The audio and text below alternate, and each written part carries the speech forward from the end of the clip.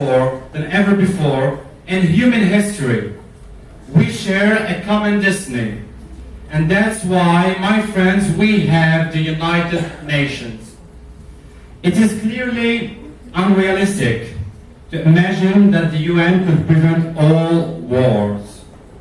But nonetheless, it has been successful at negotiation peaceful resolutions to international disputes.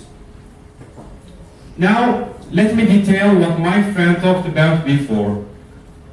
The United Nations has actually authorized military force to defend countries from unprovoked attacks, Kuwait, South Korea, just to name two, and owe their freedom thanks to the United Nations actions.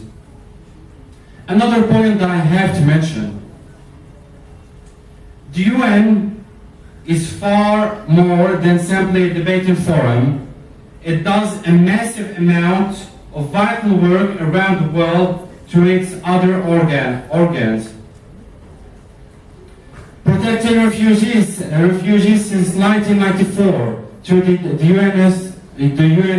UNHCR that helped over 17 million asylum seeker or refugee to date, helped to provide food on average of 90 million undernourished people around the world, of whom 58 million are children, contributed to avoid deaths of under 5 years old children, fighted AIDS and many illnesses through the UN World Health Organization. And the list gets longer and longer every single day. It's undeniably true that some of the UN's procedures need to be improved, but in a globalized economy, nations depend on each other as never before. UN here for all humanity, no matter what the problem they're facing.